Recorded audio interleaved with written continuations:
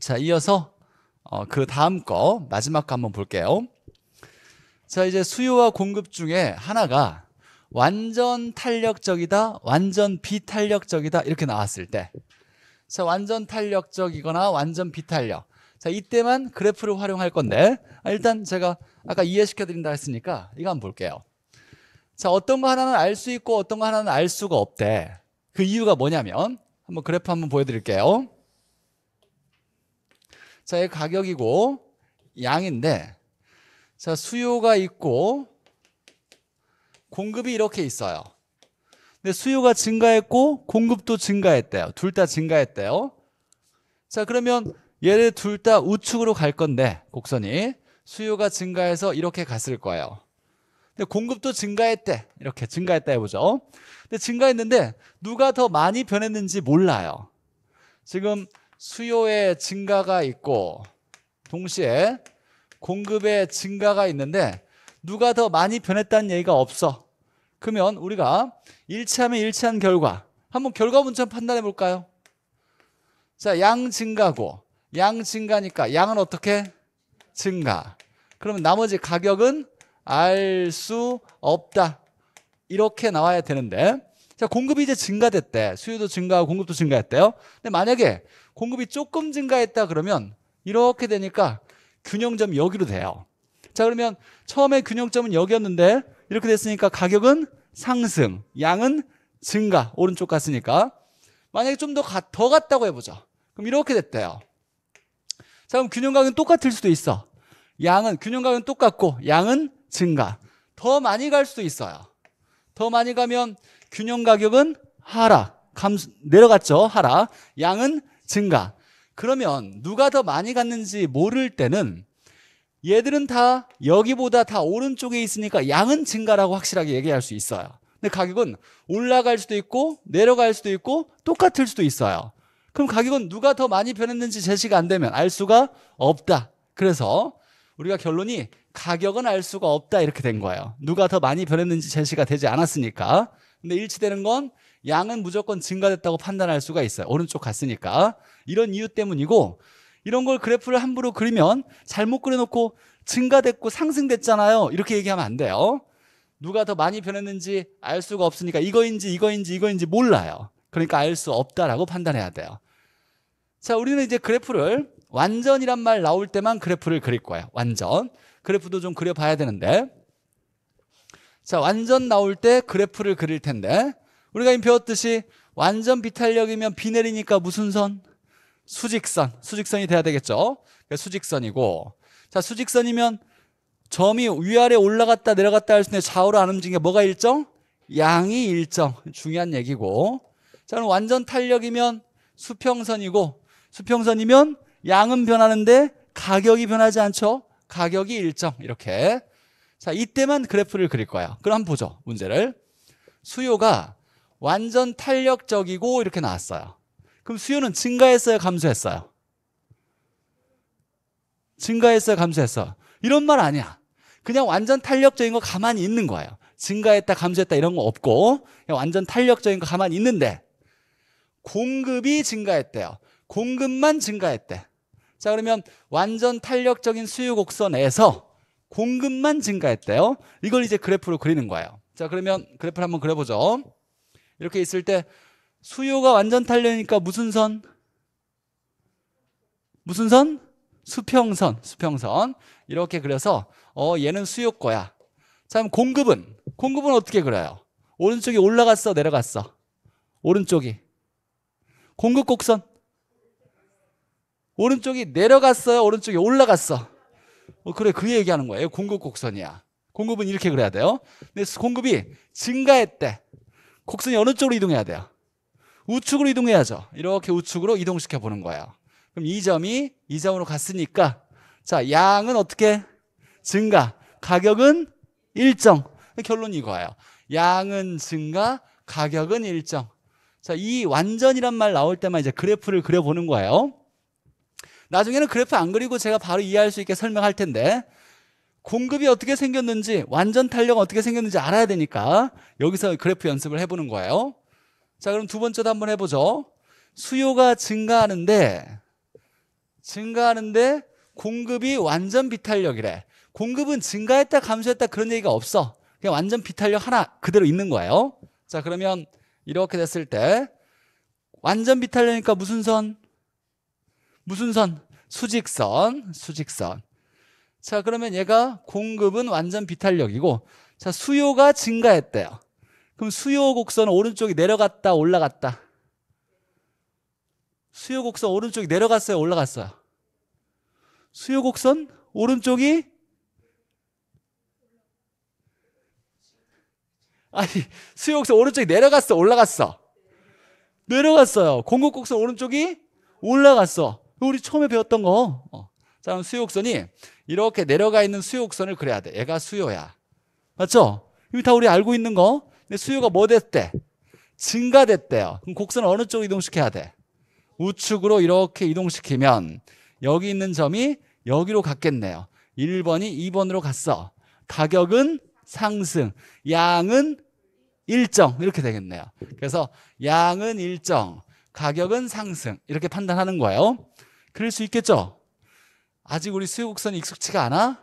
다시 한번 수요 곡선 오른쪽이 내려가 있는 곡선, 공급 곡선 오른쪽이 올라가 있는 곡선, 증가하면 곡선이 우측으로, 감소하면 곡선이 좌측으로 이동시키는 거예요. 완전 비탄력이면 수직선, 완전 탄력이면 수평선.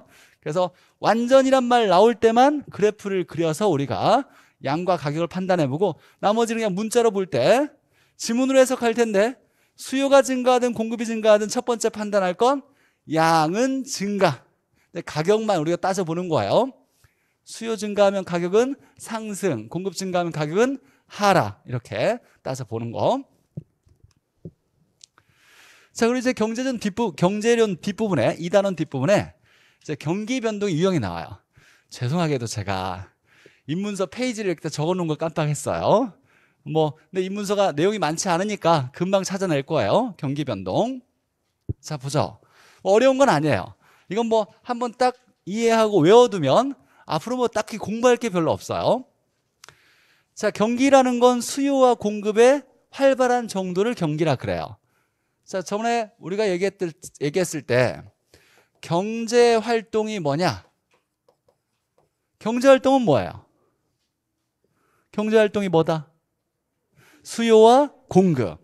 그러니까 경제론에서 배우는 건 수요와 공급을 배우는 거예요. 그러면 수요 공급의 정도, 경제 활동의 정도가 뭐냐? 활발한 정도를 뭐라고 하냐면 경기라 그래요. 경기가 좋다, 호황이다, 경기가 나쁘다, 침체됐다, 불황이다 이런 말 쓰는 건 수요 공급이 활발하면 경기가 좋은 거고 활발하지 않으면 경기가 나쁜 거예요. 수요 공급이 일어나는 공간을 뭐라고 한다? 시장.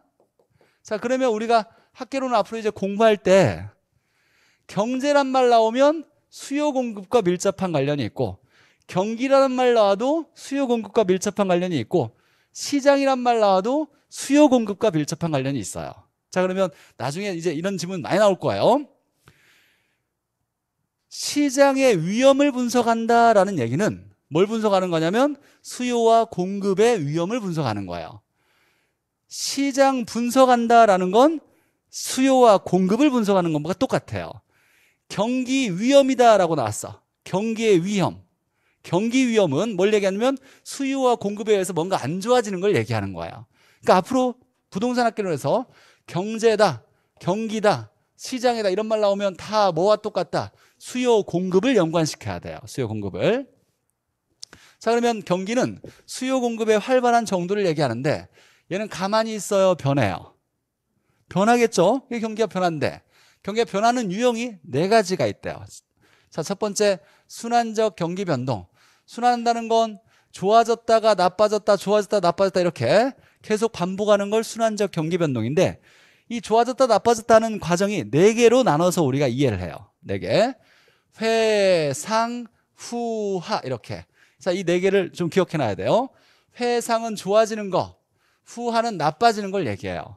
그래서 4개로 회, 상, 후하. 특이한 건 상 다음에 하가 아니에요. 상하가 아니라 상 다음에 후하예요.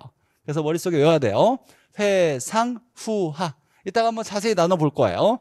회, 상, 후하인데 자, 얘가 순환적 경기 변동인지를 어떻게 아느냐라고 할 때는 회, 상, 후, 하 4개 중에 한 단어만 등장하면 무조건 순환적 경기 변동이라 해요. 예를 보면 건축 허가량의 전년 동기 대비 증가율이 5월을 여기에 중요한 게 아니라 정점으로 뭐해?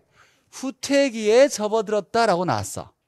후퇴기니까 여기 있는 거죠. 이 4개 중에 한 단어가 등장했어. 그러면 이 경기 변동은 뭐라고 한다? 순환적 경기 변동이라 그래요. 자, 이렇게 순환한다.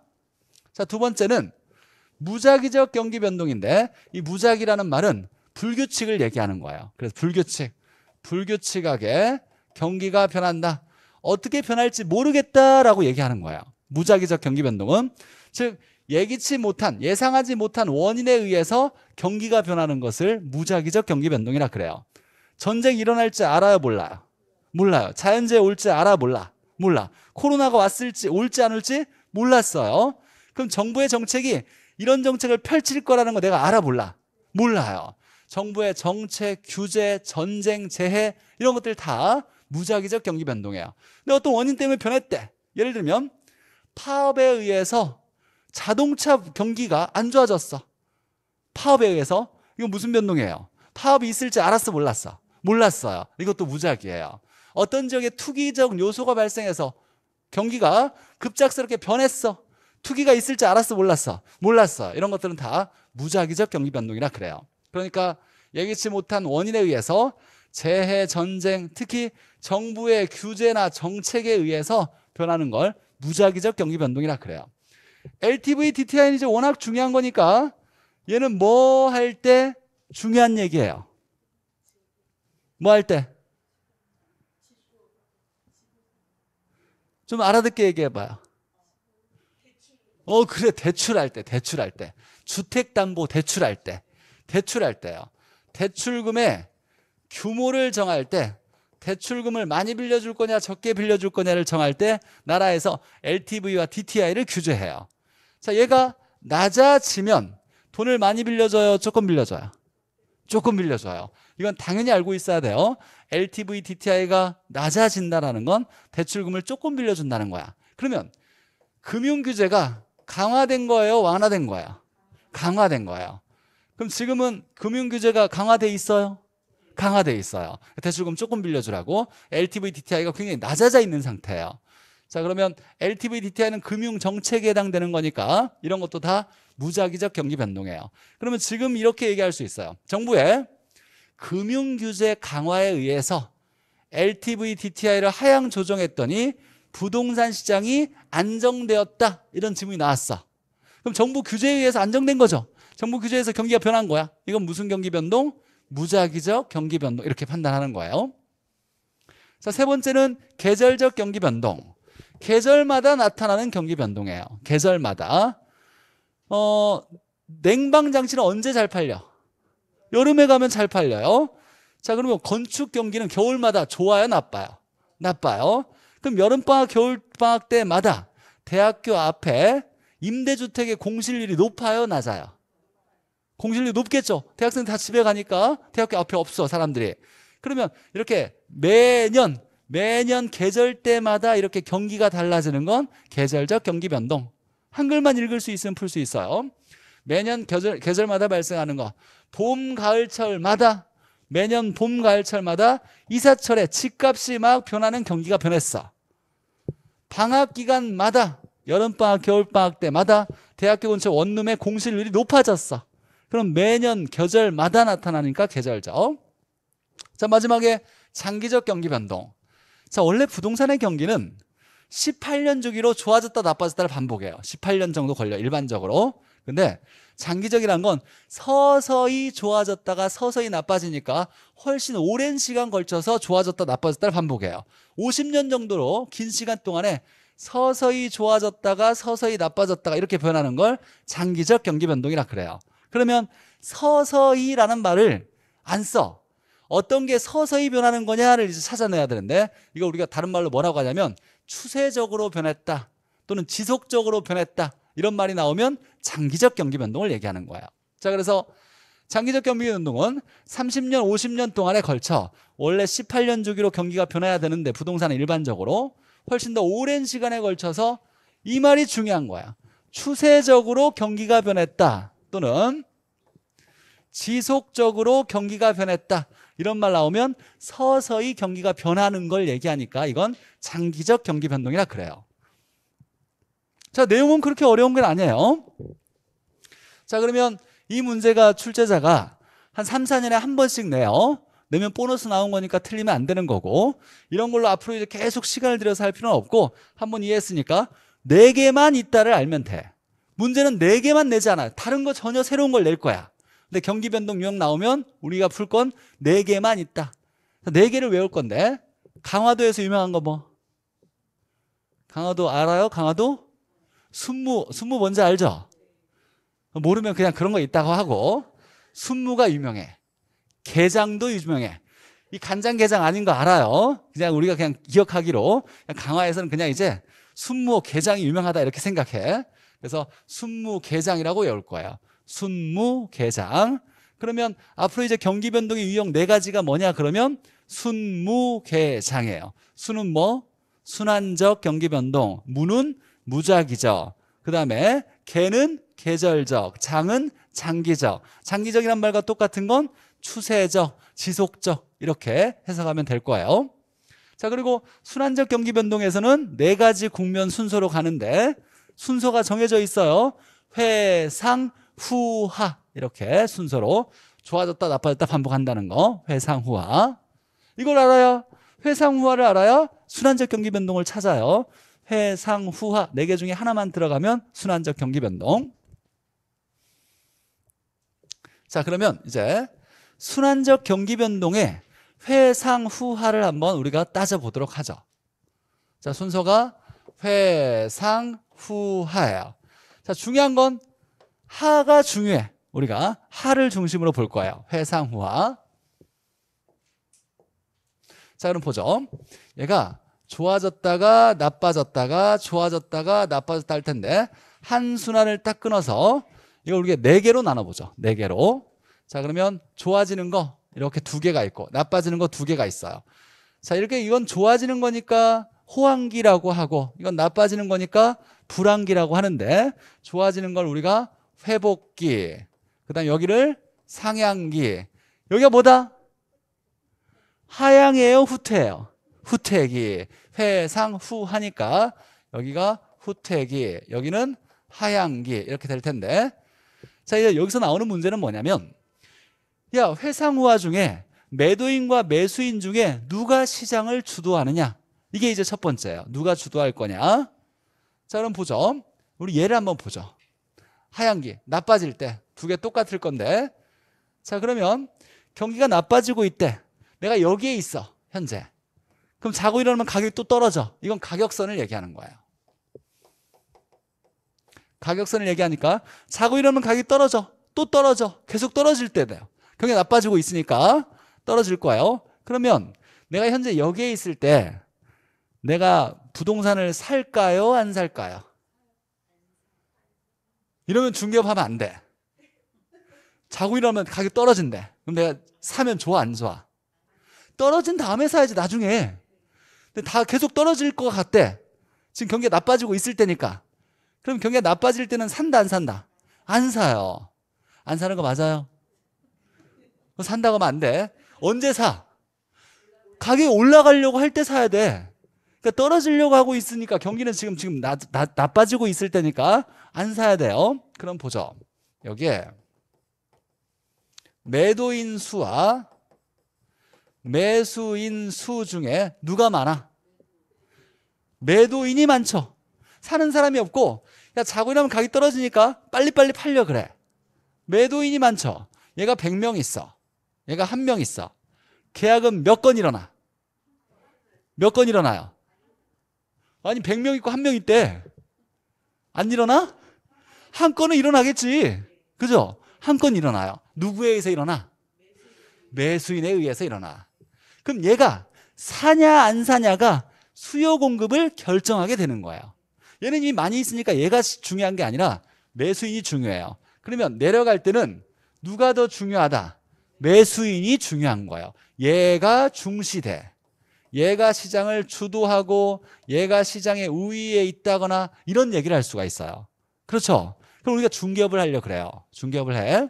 경기가 안 좋아지고 있대. 그러면 매도인과 매수 중에 누구를 관리를 잘해야 돼? 매수인을 관리 잘해야 돼요. 경기 안 좋아질 때는 다 팔려 그래. 집 땅 가지고 있는 사람도 다 팔려 그래. 이런 사람 아는 게 중요한 게 아니라 살려는 사람을 내가 얼마나 관리를 잘하느냐가 중요한 거야. 경기 나빠질 때는. 근데 경기 나빠질 때는 이 두 개니까 후택이나 하향기 때는 매수인이 중시되는 거예요. 그럼 우리가 이제 어떻게 암기할 거냐면, 자, 이런 거 이제 암기할 건데, 하수를 뭐 한다? 중시한다 이렇게 외울 거야. 하수 중시. 그럼 앞으로 이제 하수를 중시한다 이렇게 암기할 거예요. 하향기 때는 누구를 중시한다? 매수자를 중시한다. 중시한다가 우위에 있다, 주도한다 이런 말과 똑같은 거예요.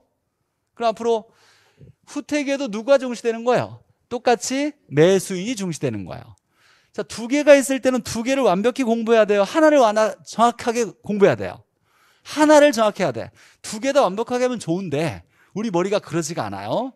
헷갈릴 수 있어. 그러니까 두 개면 오히려 헷갈리지 않게 하나를 딱 정리해놔서, 그럼 얘는 올라갈 땐 누가 중시되겠어요? 매도인이 중시가 돼. 자, 그러면 보죠. 이 매수인이 내려갈 때는 매수인이 중시가 되는데, 이 매수인은 거래를 당기려고 해. 조급하게 빨리 하려고 할까요? 늦추려고 할까? 사는 사람이야. 지금 사는 게 좋아? 나중에 사는 게 좋아? 가격이 떨어질 거니까 시간만 지나면 나중에 사는 게 좋겠죠. 그러니까 유리한 사람이 항상 거래를 미루려고 그래. 천천히 하려고. 그래서 매수인이 중시되는 사람이 거래를 어떻게 한다? 미루는 경향이 있다. 거래를 미루는 경향이 있어요. 자, 이걸 하나를 이제 요만큼을 정확히 머릿속에 정리해 놓는 거예요. 내려갈 때는 누가 중시된다? 내려갈 때, 경기가 나빠질 때 하수 중시하니까 매수자를 중시하고, 매수자가 중시돼서 우위에 있으니까 거래를 어떻게 하려고 한다? 미루려고 한다. 올라갈 때는 누가 중시된다? 매도인이 중시된다. 그럼 매도인이 뭐 하려고 한다? 거래를 미루려고 한다. 이렇게 정리가 돼야 돼요. 자, 그러면 이 회상화를 문제가 나왔을 때 머릿속에 이해해서 하나씩 끄집어내려면 시간이 오래 걸리고 헷갈릴 수 있어요. 그러니까 이해했으면 이제 암기해놔야 돼요. 우리가 이해는 암기를 잘하려고 그래요. 암기는 왜 했어? 그렇죠. 문제 잘 풀려고 한 거예요. 문제를 빠르고 정확하게 실수하지 않으려고 암기하는 거예요. 그러니까 이해했다라면 암기 코드 제시했으니까 암기해서 이제 지문을 볼 때, 지문 읽었을 때 실수하지 않고 문제를 잘 풀어야 되는 거예요. 하수 중시로 암기 코드 하나 외웠고, 자, 그 다음에 이제 뭐 상한이냐 하한이냐 이런 얘기를 하는데 이건 그냥 이해하지 못해도 괜찮아요. 문제 풀 때 봐봐요. 내려가고 있어. 여기 내려가고 있어요. 둘 다 내려가고 있는데 여기서 가격이 궁금해요. 다음에 가격이 어떻게 될지 모르겠지만 내가 이 가격이 얼마에 거래돼야 될 거냐라고 하면 과거에 얼마에 거래됐는지를 봐야 돼. 근데 과거는 가격이 위에 있어요, 아래에 있어요? 위에 있죠.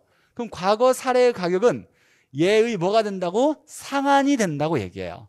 그래서 과거 사례의 가격은 내가 여기서 가격이 궁금할 때 상한이 된다라고 얘기하고, 얘는 올라갈 때죠. 그럼 내가 만약에 여기서 궁금해, 가격이 시간은 이렇게 가고 있는 거예요. 그럼 과거 가격은 어디에 있어?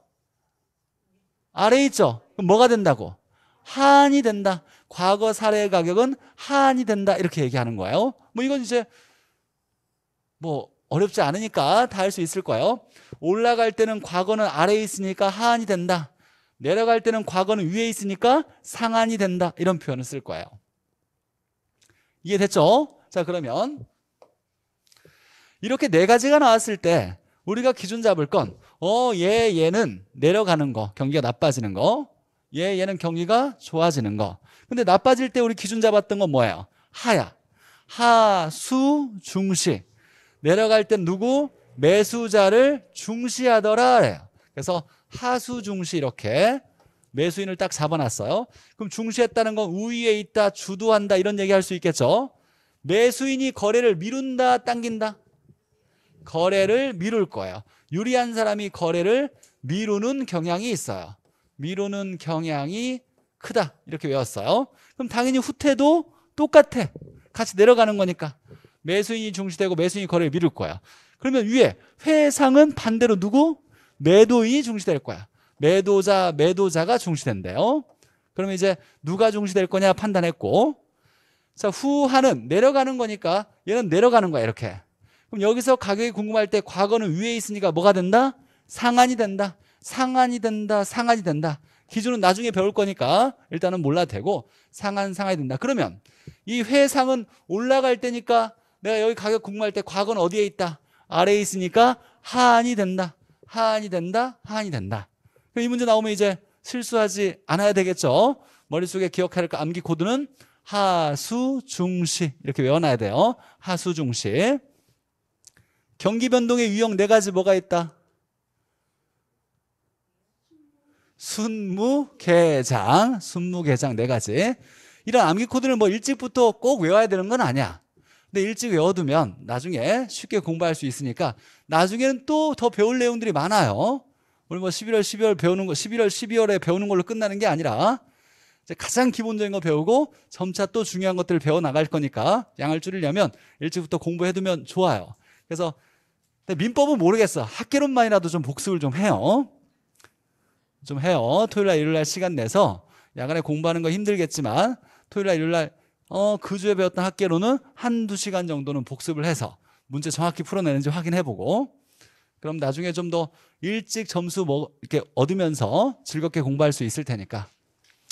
자, 그래서 이제 경기 변동 순무개장 배웠고, 순환에서는 회상후하가 있는데 회상후하의 네 가지 국면에 우리가 하수 중시를 배웠어요. 하나 빠진 게 있는데, 부동산 시장에서는 회상후하 말고도 안정시장이라는 것도 존재해요. 안정시장. 뭐가 안정하냐면 가격이 안정된 시장이에요. 가격이 안정돼 있대. 그럼 가격이 크게 변하지 않는다는 얘기예요. 이렇게 작게 변하고 크게 변하지 않는다. 불황이 와도 가격이 많이 떨어지지 않는다는 얘기예요. 언제나 살려는 사람이 이렇게 많이 있어. 인기가 많아. 불황이 와도 가격이 잘 안 떨어지는 부동산이 있어요? 그런 부동산 있어 없어? 언제나 살려는 사람들이 이렇게 항상 많이 살려 그래. 있어 없어? 있어요. 좋은 부동산 있잖아. 없어? 아, 그래, 있을 수 있어요.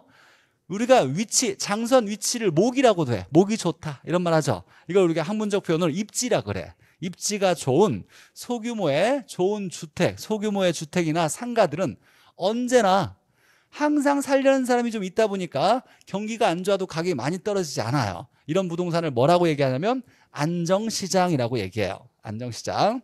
불황에도 가격이 강하다. 쉽게 떨어지지 않는다. 불황에도 강한 시장. 가격이 크게 변하지 않는 시장. 입지가 좋은 소규모의 상가나 주택은 불황이 와도 가격이 크게 떨어지지 않는 시장도 있더라. 이런 걸 안정시장이란 말도 써요. 자, 마지막에 이제 거미집 이론 한번 보죠. 거미집 이론. 자, 거미집 이론은 에치켈이라는 학자가 가격이 폭등하거나 폭락하는 일이 발생해서 이게 왜 그럴까를 연구했던 이론이에요. 시간에 따라서 균형이 어떻게 변하는지, 모양이 어떻게 변하는지를 연구해서 동태적으로 연구한 이론이라 그래요. 균형의 형성 과정을 동태적으로 움직일 동 형태예요. 형태가 어떻게 움직이는지의 모습을 따라서 연구한 이론을 거미집 이론이라 그래요. 그랬더니 마치 가격이 거미집을 그려나가듯이 나타났대요. 그래서 거미집 이론이라 했어요. 에치켈이라는 학자가 발표한 거고. 자, 이런 원리는 사실 많이 시험 문제 나오진 않아요. 한 10번 나오면 한 번도 안 나와. 20번 나오면 한 번 나올까 말까 해요. 내용은 많이 중요하진 않지만. 자, 농축산물이 왜 그럴까? 부동산이 왜 가격이 불안정하게 움직일까를 연구한 건데, 불안정하다는 건 폭등과 폭락이 반복하기 때문이에요. 폭등과 폭락이 반복하는 건데, 폭등과 폭락이 반복하는 걸 불안정하게 가격이 움직인다 그래요. 농축산물은 가격의 폭등 폭락이 있어요. 우리 살면서 경험해봤죠? 있죠. 배추가 원래 한 포기에 얼마쯤 해? 1,000원이라 해보자. 그냥 1,000원이었어. 1,000원이라 하는데 어떤 때는 이 배추가 5,000원까지 올라갈 때도 있어. 어떨 때는 이 1,000원짜리가 100원 주고도 안 사는 경우가 있어. 농사 짓는 사람들이 남는 게 없으니까 막 밭을 엎어버리고 막 그런 일이 있어요. 작년엔 양파가 그랬죠. 양파가 원래 양파가 한 단에 얼마였는데 얘가 가격이 너무 적으니까 이거 캐는데 일손 돈이 더 들어가. 팔아봤자 돈이 안 나오니까 엎어버리죠. 농산물은 폭등폭락이 있어요. 그죠? 자, 축산물도 폭등폭락이 있어. 돼지값이, 돼지고기값이 언제는 막 팍 올라갔다가 언제는 막 되게 싸기도 하고, 소고기도 언제 그럴 수도 있어요. 자, 얘들의 특징은 뭐냐면 생산기간이 오래 걸린대. 만드는데 시간이 오래 걸린대요. 만드는데 오래 걸리다 보니까 가격의 폭등폭락이 나타날 수가 있대요. 불안정한 움직인데. 근데 부동산도 그러냐라고 보는 거야. 부동산 만드는데 짧게 걸려요? 오래 걸려요? 오래 걸려. 그러니까 부동산도 가격의 폭등폭락 일어나요? 일어나? 안 일어나? 가격, 볼펜 값은 크게 올라가나 내려가나 해? 안 해? 안 해. 근데 일반 재화는 크게 가격이 안 변해요. 근데 부동산 가격이 막 변해? 올라가기도 하고 내려가기도 많이 하죠. 이런 일이 잘 일어나는 이유가 뭐냐를 여기서 찾은 거야. 얘들이 생산기간이 오래 걸리기 때문에. 자, 그러면 오래 걸린다는 거 한번 다시 이해해보죠. 이건 뭐 적을 것도 없고 설명 잘 들어야 돼. 이해해야 돼. 자, 오래 걸린다. 우리가 똑같은 시간을 딱 정해놓고 같은 시간 내에 가격에 따라서 양이 많이 변한대. 양이 많이 변했어요. 이건 탄력적인 거, 비탄력적인 거야? 탄력적인 거. 근데 같은 시간에 양이 거의 변하지 않으면 비탄력적이에요. 또 오래 걸린다는 건 똑같은 시간에 양이 많이 변한다는 거예요? 많이 안 변한다는 거야? 많이 변하는 거야? 안 변하는 거야? 안 변하는 거죠. 오래 걸린대. 하나 만들 때 오래 걸린대. 그럼 그 시간 내에 거의 변하지 않을 수 있어요. 그래서 이건 비탄력적인 재화를 얘기하는 거예요. 공급이 오래 걸린다는 건 공급이 비탄력적인 재화예요. 우리가 탄력성을 배운 걸 여기다 대입시키는 거야. 이건 공급이 이거 나왔어요. 어떤 거? 중요한 거. 공급이 비탄력적인 재화를 얘기하는 거예요. 자, 그러니까 공급이 오래 걸린다는 건 공급이 비탄력적이라는 거야. 부동산은 탄력적일까요? 비탄력일까요? 부동산의 공급은 가격에서 양이 크게 변할 수 있어? 없어? 없어요. 오래 걸리다 보니까. 그러니까 부동산의 공급은 비탄력적이고 농축산물도 비탄력적이에요. 자, 그럼 결론은 얘기했고, 제가 한번 설명을 할 테니까 그럴 것 같아 라고 이해가 되는지 한번 봐요. 이해만 하면 충분해요. 자, 예를 들면 거의 모든 재화는 수요는 바로바로 반응해. 수요는 뭐 유행을 타든 가격이 변하든 바로바로 수요는 사고 안 사고가 많이 크게 변할 수가 있어요. 근데 농축산물이나 부동산 같은 경우는 공급하는데 시간이 오래 걸리죠. 자, 그런데 하나 예를 들어볼게요. 갑자기 이제 올해 배추김치가 유행이 됐어. 배추김치가 너무 좋다. 뭐 식감도 좋고 비타민도 많고 맛도 좋고 뭐 해서 평년에는 배추를 한 가구당 뭐 예를 들면 50포기씩 김장을 담궜는데 인기가 많아져가지고 갑자기 너도 나도 막 배추를 많이 담가서 100포기 막 200포기 막 담갔어. 자, 그러면 배추에 대한 수요가 어때졌어요? 많아졌죠. 수요는 바로 많아졌어. 자, 그럼 가격이 어때져? 올라가겠죠. 그럼 공급이 많아지면 가격이 다시 어때져? 떨어질 거예요. 근데 배추 공급을 할 수가 있어? 없어?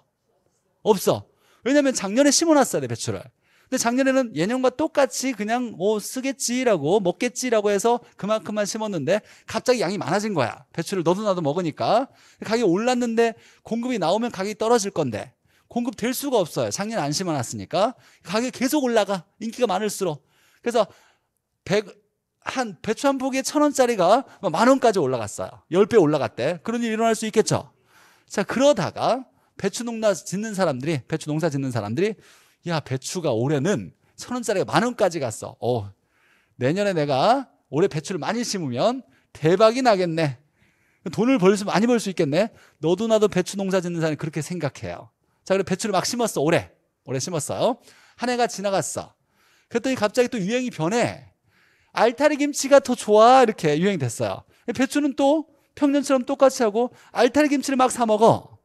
자, 그러면 배추를 평년과 똑같거나 더 안 사 먹으니까 배추 가격이 떨어지고 있어. 그런데 작년에 심었던 배추가 어때져? 이제 쏟아져 나오는 거야. 그럼 공급이 늘어나니까 가격이 더 어때져? 떨어져요.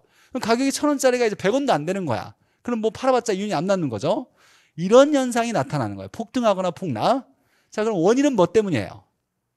수요는 바로바로 변하는데 공급이 오래 걸리니까, 시간이 걸리니까 수요와 공급이 균형 잡기가 어려웠던 거예요. 가격 폭등 폭락이 반복하는 거야. 이걸 연구했던 이론이 거미집 이론이었던 거예요. 자, 그러면 결론이 이거죠. 노란색. 수요는 가격 변화 등 뭐에 의해서든 즉각 변화해요. 자, 이걸 우리는 탄력적이라 한다, 비탄력이라 한다. 즉각 변화인데 즉각. 양이 바로바로 변한대. 탄력적이라 그래, 이걸. 그래서 수요는 탄력적이에요. 근데 공급은 시간 차이를 두고, 시차를 두고 반항한대. 오래 걸린다는 얘기예요. 바로바로 안 변하고 서서히 변한대. 양이 조금씩만 변한대. 양이 조금밖에 안 변하니까 뭐? 비탄력이라 그래요. 공급이 비탄력적이어서, 그러면 수요는 탄력적이고 공급은 비탄력적이니까 균형 잡기가 어려운 거예요. 균형 잡기 어려우면 가격이 불안정해요. 이 불안정하다는 건 폭등 폭락이 나타날 수 있더라라는 거야. 자, 아까 우리가 탄력성이 커질 조건 어떻게 외웠어요? 탄력성이 커질 조건 복수까지 해줬어. 수요는 뭐가 많을수록? 대체재가 많을수록. 공급은 부한제 나오면 안 되고, 공급은 쉽고 빠르게 만들수록. 머리 좀 기억해야 돼요. 부한제는 안 나와. 수요는 대체재가 많을수록, 공급은 쉽고 빠르게 만들수록. 그리고 이제 통틀어서 어떻게 외웠냐면 세수, 주장, 비싸, 용 외웠어요. 숫자가 뭐야? 세수. 수요가 뭐보다? 공급보다 뭐하다? 탄력성이 크다라고 얘기한 거예요. 이 얘기하고 있는 거야. 수요는 탄력적인데 공급은 비탄력적이에요, 부동산에. 그럼 가격이 균형 잡기가 어렵더라. 그럼 가격이 불안정하게 움직일 수 있더라. 근데 시험 문제 이것만 딱 이해하면 되고, 10번 나올 때 10번 나오는 문제는 이거예요. 거미집 모형. 어떤 모형이냐라는 거.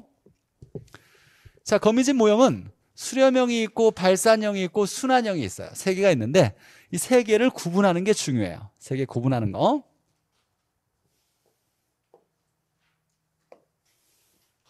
자, 보죠. 제 그래프를 세 개를 그릴 텐데, 다 세로축은 가격, 가로축은 양. 자, 이걸 그려봤을, 이걸 제가 뭐가 차이가 나는지 한번 봐요.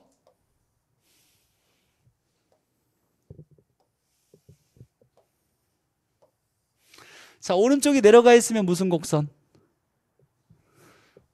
오른쪽이 내려가면 수요.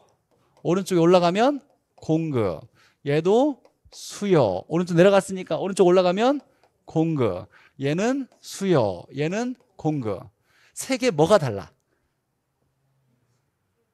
기울기가 다르네요. 기울기가 다르면 뭐가 달라서 기울기가 달라진다고? 탄력성이죠. 우리가 비탄력적이면 세워져 있고 탄력적이면 누워져 있다 그랬어요. 비탄력적이면 세워져 있는 걸 기울기 크기가 크다, 경사가 급하다 이렇게 얘기했어요. 자, 그러면 가격을 봤더니 얘는 이렇게 가격이 안으로 들어가요.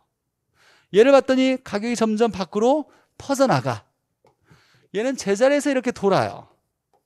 그래서 이 가격의 모습이 마치 거미집을 그린다 해서 얘를 수렴형, 어느 한 점으로 수렴한다. 얘를 발산형, 퍼져나간다. 얘는 제자리에서 도니까 순환형 이렇게 얘기해요. 자, 그러면 세 개가 있는데 역시 하나만 정확히 우리가 외울 거예요. 하나만. 얘를 외울 건데, 자, 수렴형을 봤더니, 자, 수요와 공급에서 자, 두 개를 보는 거야. 기울기가 달라요? 기울기 달라, 같아? 다르죠? 눈 뜨고 있죠? 달라요. 누가 세워져 있어? 공급이. 그럼 누가 경사가 급해요? 공급이. 누가 기울기 크기가 커? 공급이 커요. 그렇죠? 그럼 탄력성은 수요가 큰 거야? 공급이 큰 거야? 완만할수록, 이거 전에 거 공부했어야 돼. 완만할수록 탄력적이고 세워져 있을수록 비탄력적이야. 자, 그럼 보죠. 탄력성을 우리가 볼 때는 수요와 공급 중에 누가 큰 거다? 누가? 수요가 큰 거. 누워져 있는 게 탄력성이 큰 거야. 수평선이 완전 탄력적이고 수직선이 완전 비탄력이니까 이거 헷갈리면 안 돼요. 자, 그러면 기울기의 크기는 세워져 있을수록 기울기 큰 거죠. 누가 큰 거야? 공급이 큰 거예요. 수요보다 공급이 큰 거예요. 근데 얘나 똑같은 얘기야. 기울기 크기가 클수록 탄력성은 작은 거예요. 똑같은 얘기인데 자꾸 이 문제가 나올 때 이걸 머릿속에 생각하다 보니까 자기도 모르게 이상하게 잘못 생각하는 사람이 많아요. 자꾸 실수해. 1년 공부해가지고 딱 문제 나오면 정확히 풀어야 되는데 그래서 그냥 외워버릴 거예요. 어떻게 외울 거냐면 수탄 공기라고 이렇게 큰 것만 외울 거예요. 우린 큰 것만. 제 암기 코드는 무조건 큰 거, 좋은 거, 유리한 거 이렇게 외워요. 자, 이렇게 외울 텐데 탄력성으로 볼 때는 누가 커야? 수요. 기울기 크기로 볼 때는 누가 커야? 공급이 크면 무슨 형이다? 수렴형이다요. 즉 탄력성은 수요가 커야 되고 기울기 크기는 공급이 크면 수렴형이에요. 반대가 되면 뭘까요? 얘가 반대야. 탄력성은 누가 큰 거야? 수요와 공급 중에. 누워져 있는 게 탄력성 큰 거예요? 누가 큰 거예요? 공급이 큰 거야. 기울기는 누가 큰 거야? 수요가 큰 거죠. 얘와 반대가 되면 발산형이 돼요. 얘는 똑같은 거야. 탄력성이나 기울기 크기가 똑같으면 순환형. 그러면 이 세 개를 구분할 때 얘 하나만 정확히 알면 되겠네요. 이 하나를 정확히 알려고 이제 우리가 외울 거예요. 자, 그래서 어떻게 외울 거냐면 수탄이 되거나 공기가 되면 무슨 형이다? 수렴형이에요. 이 수탄의 뜻 공기의 자, 아프리카 수단이란 나라에 공기가 있다 이렇게 생각하면서 수탄 공기 이렇게 외울 거예요. 수탄 공기. 자, 그러면 이 말 뜻은 수요는 뭐가 커야? 탄력성이 커야 수렴형이고 공급은 뭐가 커야? 기울기의 크기가 커야 수렴형인 거야. 커야. 그래서 수렴형이 될 조건 수탄이 되거나 공기가 나와야 수탄이 크고 공기가 커야 수렴형. 반대면 발산형. 같으면 순환형. 이렇게 될 거예요. 자, 외웠어요? 수탄 공기. 수탄의 뜻이 뭐? 수요는 탄력성이 커야 돼요. 수요와 공급을 비교했을 때 이렇게 돼도 수렴형. 기울기 크기는 공기니까 기울기 크기는 공급이 커야 수렴형. 이렇게 되는 거야. 탄력성으로 판단하든 기울기 크기로 판단하든 수탄이 나오면 수렴형, 공기가 나와도 수렴형 이렇게 될 거고. 자, 그럼 이제 기울기 크기를 구하는 경우가 있어요. 주어지는 경우가 있고 또는 구해야 되는 경우가 있는데 기울기 크기는 함수식에서 뭐는 뭐 이렇게 나올 때 기울기 크기는 물론 수학적으로 우리가 접근한 건 아니야. 수학적으로 다 해석해서 그냥 이렇게만 하면 돼요라고 제가 그냥 결과만 가르쳐 주는 거예요. 쉽게. 따로 뭐 기울기 크기를 구하는 내가 수학 예전에 공부 좀 했다. 그냥 아는 대로 하면 돼요. 기울기 구하면 되고 우린 그냥 이제 앞으로 기울기 크기는 P의 개수분의 Q의 개수로 쓸 거예요. P 앞에 있는 숫자, 개수는 숫자예요. Q 앞에 있는 숫자가 개수예요. 식도 똑같아. 가격 탄력성 뭐분의 뭐? 가격분의 수요량 이렇게 됐듯이 P분의 Q 개수를 쓰는데 절대값은 마이너스 값을 다 플러스로 바꿔주라는 얘기예요. 기울기 크기는 다 플러스 값만 봐. 마이너스 무시해버려요. 자, 그러면 이런 함수가 있대요. 자, 얘의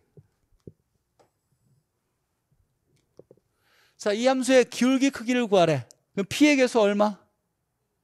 P의 개수 얼마? 2. P 앞에 있는 개수 2. Q의 개수 얼마? 4. 그러면 P분의 Q는 얼마? 2분의 4. 그럼 얼마예요? 2. 이렇게 2라고 구하는 거예요. 그럼 두 번째 식에서 이 식에서 P의 개수 얼마? 1이 생략된 거예요. 1이. 1. Q의 개수 얼마? 마이너스 2지만 마이너스는 의미가 없어. 기울기 크기를 얘기할 때는 2만 보는 거예요. 그럼 얘는 얼마? 기울기 크기가 1분의 2니까 얼마? 2 이렇게 되는 거예요. 자, 그러면 기울기 크기를 각각 구해서 수요와 공급 중에 누가 클 거냐 이렇게 따져봐서 공기가 크면 기울기 크기가 공급이 크면 무슨 형? 수렴형 이렇게 판단하는 거예요. 탄력성이 제시되면 누가 커야? 수요가 커야 수렴형. 수탄 공기. 자, 그럼 해보죠. 21회 때 나왔던 문제래요. 자, 무슨 모양이냐? 거미집 이론에 의해서 A, B 부동산은 무슨 모양이냐? 수렴형이냐, 발산형이냐, 순환이냐 이렇게 물어봤어요. 탄력성이 좋네, A는. 탄력성이 줬어요. 이 수요 거, 공급 거. 누가 커? 수요가 크죠? 그러면 수요가 크니까 수탄이 나왔네요. 수탄이 크대. 그럼 A는 무슨 형? 수렴형이에요. 보자마자 판단할 수 있죠. 두 번째 봤더니 탄력성 제시됐는데 이젠 공급이 크대. 수요가 크면 수렴형인데 수요가 작대. 그럼 얘는 무슨 형? 발산형이에요. 찾을 수 있겠죠? 수탄만 찾으면 되는 거였어요. 수탄이면 수렴형. 반대가 되면 발산형. 똑같으면 순환형. 근데 25회 때는 이렇게 나왔어. 자, 다음 똑같은데 거미집 이론에 의해서 무슨 모형이냐라고 나왔어요. 근데 함수를 줬네, 이렇게. 그럼 뭘 구하라는 거예요? 기울기의 크기를 구해서 기울기의 크기를 비교해서 결정해봐라 라는 얘기예요. 자, 그러면 얘는 수요가 이렇게 줬어. 그러면 P의 개수 얼마? 2. Q의 개수는 1. 그럼 기울기는 얼마? 2분의 1 이렇게 되는 거예요. 수요권 기울기가 2분의 1이야. 공급은 P의 개수 얼마? 3. Q의 개수 얼마? 4. 그럼 3분의 4. 얘는 0.5고 얘는 1.3333이에요. 그럼 누가 커? 공급이 크죠? 공급이 기울기 크기가 크대. 우리가 구한 건 기울기의 크기예요. 발산형이야? 공기가 크대. 공기가 무슨 형? 탄력성은 수요가 크면 수렴형. 기울기 크기로 볼 땐 누가 커야? 공급이 크면 수렴형. 공기는 공급이 기울기 크기가 크면 수렴형. 누가 큰 거야 지금? 공급이 큰 거죠? 공급 큰 거 맞아요. 그럼 무슨 형이다? 수렴형이다. 자, B를 보죠. 자, 수요는 P의 개수 얼마? 1. Q의 개수 2. 기울기 크기는 1분의 2. P의 개수 얼마? 2. Q의 개수 4. 그러면 2분의 4. 어때요? 같네요. 그럼 무슨 형? 순환형. 그럼 A는 수렴형, B는 순환형이니까 4번. 답 찾을 수 있겠죠? 자, 그러면 기울기를 줄 때도 있는데 여러 번 나왔어요. 우리 시험에. 주면 절대값으로 플러스 값만 보는 거예요. 그래서 탄력성을 주면 수요가 크면 수렴형, 기울기를 주면 기울기 크기는 누가 커야? 공급이 크면 수렴형. 함수식으로 줄 때는 기울기를 내가 직접 구해요. 뭐분에? P의 개수분에 Q의 개수를 써서 구해서 누가 큰지 비교해서 공급이 크면 수렴형, 공급이 작으면 발산형, 같으면 순환형 이렇게 되는 거예요. 그러니까 이제 암기 코드가 몇 개 나왔는데 경기 변동의 유형은 순무개장, 순환적 경기 변동은 회상후하. 그래서 하향일 때는 누굴 중시한다? 하수 중시, 매수자를 중시한다. 중시된 사람의 거래를 미룬다. 이렇게 배웠고, 거미집 이론에서 수렴형이 될 조건이 뭐냐 그러면 수탄이 되거나 공기가 돼야 돼요.